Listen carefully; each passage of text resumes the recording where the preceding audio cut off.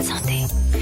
Et tout de suite, on retrouve le docteur Serge Rafal. Bonjour Serge. Bonjour Cyrielle. Alors, vous souhaitiez faire cet après-midi un focus sur la méditation de pleine conscience, méthode qui a le vent en poupe, utilisée dans de nombreux domaines qui ont un trait au bien-être et à la santé. Je crois que vous allez nous dire un mot d'une étude réalisée récemment aux États-Unis et qui montre qu'elle est aussi efficace sur les états anxieux que la prise d'antidépresseurs. C'est hyper important de le savoir, ça. Bien entendu, la méditation a longtemps traîné une image qui était une image particulière. On avait le sentiment que c'était très ésotérique, très religieux. Oui, que c'était pour les bouddhistes et pas forcément pour les autres. Les bouddhistes perdus dans un monastère au fin fond du Tibet ou de la Chine. Et en fait, on a redécouvert l'intérêt de la méditation, qui est en fait une technique psycho-corporelle qui permet d'atteindre la maîtrise de soi. Alors quand on est juste dans la méditation, j'ai commencé ça dans les années 70, je trouvais que c'était effectivement très très difficile. Parce que plus on essaye de faire le vide, en fait, il n'y avait aucune injonction comme la sophrologie par exemple, ou la relaxation. Qui rentrent dans notre tête. Et plus, voilà, je veux faire le vide et j'y arrive pas, et on est submergé en fait par des émotions qui sont souvent des émotions négatives. Et dans les années 70-80, donc on a finalement accepté l'arrivée des émotions en considérant qu'on pourrait peut-être les aider, prendre connaissance de ces émotions, les conscientiser, et puis après, les canaliser. Et ça a été fait par des scientifiques dans le Massachusetts. Et depuis le début, je dirais depuis les années 80, on a vu remonter la méditation de pleine conscience, qui était en fait une clinique de réduction du stress au départ, mais qui s'adressait aussi à des patients douloureux. Ça a eu les faveurs des scientifiques, vous l'avez vu, enfin, un millier de cliniques, de services hospitaliers se sont ouverts à la méditation de pleine conscience. Elle était arrivée en France avec quelques locomotives. Voilà, je peux vous citer Christophe André, qui a beaucoup écrit sur ce sujet. Docteur Serge Rafal, comment on médite ? On médite... Vous avez raison. Alors, c'est une question qui paraît stupide, mais il faut savoir comment on médite. C'est comme il faut savoir comment on fait du sport. Bien entendu, il y a un apprentissage sériel, mais après, on peut méditer de façon immobile, on peut méditer debout. Christophe André raconte dans un de ses ouvrages qu'il était sur un quai de gare et que d'un seul coup, il s'est mis à méditer, c'est-à-dire à accepter ses émotions dans le moment présent.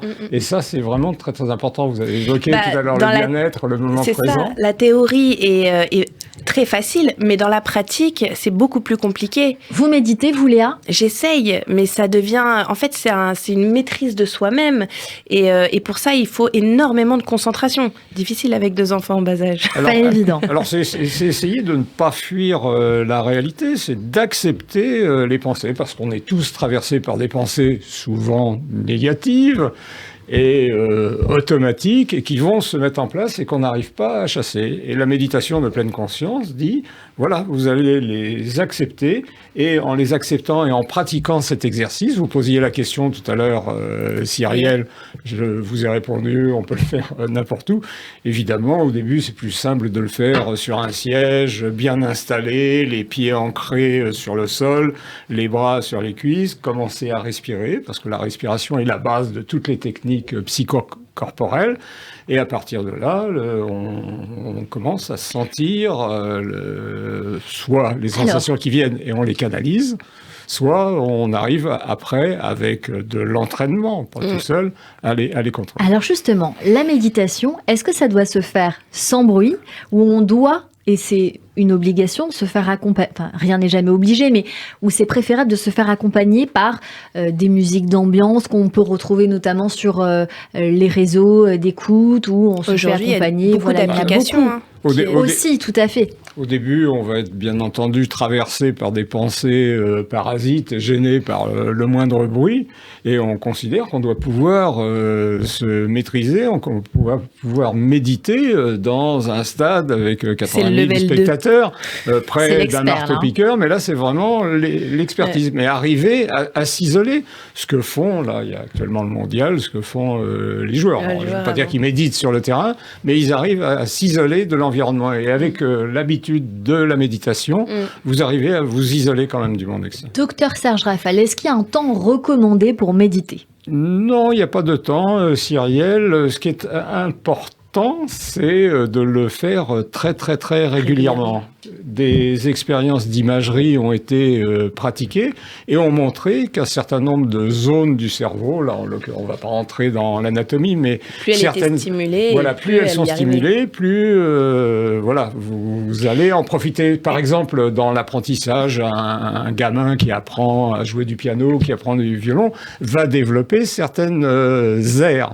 Et aires corticales du cerveau. Et de la même façon, la pratique régulière de la méditation va permettre à certains circuits de s'organiser parce qu'il y a une neuroplasticité du cerveau. Donc on va privilégier certaines zones.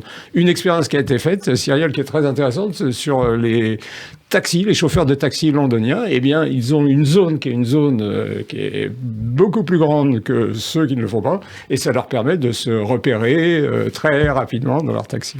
Mais c'est vrai, parce qu'en fait, au fur et à mesure, ça devient un automatisme. C'est vrai que la méditation, ça permet de se contrôler, de contrôler ses émotions.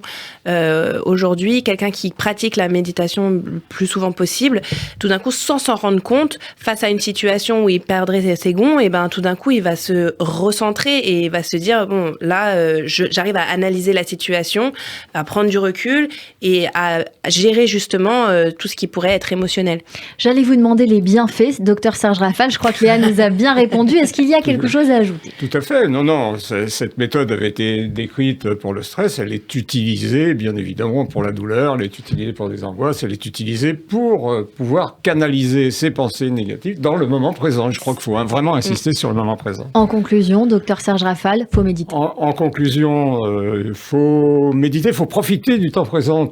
Alors, je disais, quand je mange, pour moi, un gâteau au fromage, eh ben, je mange le gâteau au fromage et je regarde pas un match de foot. Tout à l'heure, vous évoquiez le gâteau au chocolat. Oui. Quand j'écoute une musique, j'écoute une musique. Et quand je suis avec vous, Cyrielle, je suis pas déjà dans Brésil-Serbie de ce soir. En fait, c'est juste une histoire de concentration, et vivre le moment présent. Chaque seconde, chaque minute. Écoutez, en vous entendant, et puis parce que vous aimez des auteurs que je partage, je crois savoir, notamment Lise Bourbeau et deux auteurs que vous avez cités tout à l'heure, eh bien, vous me faites penser tous les deux au pouvoir du moment présent, le livre d'Eckhart Tolle, qui est un très bon livre que je recommande également. Donc merci beaucoup, merci docteur Serge Rafal de prendre soin de nous désormais tous les jeudis sur Radio J.